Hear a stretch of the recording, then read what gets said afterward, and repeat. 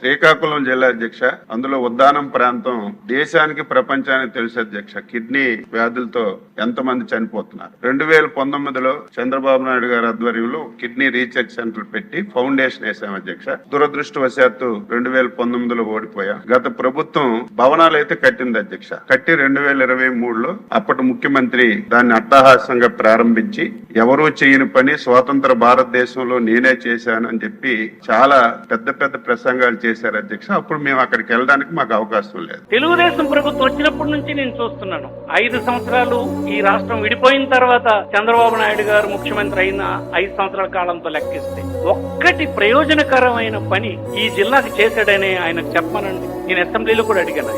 మరి అచ్చెన్నాయుడు అప్పుడు ఏం చేశాడు? ఎక్కడున్నాడు అచ్చెన్నాయుడు?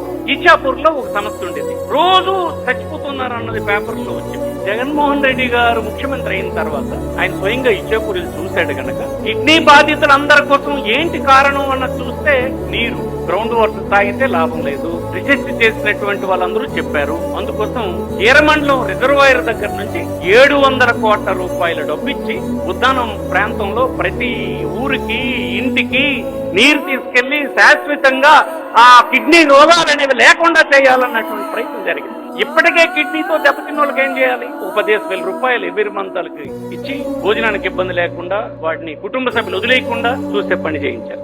అక్కడే మన డాక్టర్ కాన్ఫరెన్స్ పలాసలో 100 కోట్లతో రీసెర్చ్ ఇన్స్టిట్యూట్ దీనికోసమని పెట్టి రేపమొప్ప నిర్మాణం అయిపోతుంది. మార్చిలోనో ఏప్రిల్లోనో డాక్టర్ ఇనాగరేట్ చేస్తామంటున్నారు. ఏం జరగలేదంటారు. చంద్రబాబు నాయుడు గారు 15 సంవత్సరాలు ముఖ్యమంత్రి ఉన్నాడు. ఉమ్మడి రాష్ట్రంలో దీంట్లో 15 సంవత్సరాలు. ఒక్కటి చెప్పు, నువ్వు ఇన్ని ఓట్లేసి అధికారం ఇచ్చినటువంటి ఈ బ్యాక్వర్డ్ క్లాసెస్ ఉన్నటువంటి జిల్లాకి ఈ పని గొప్పది నేను చేశానని 15 సంవత్సరాల్లో చెప్పు.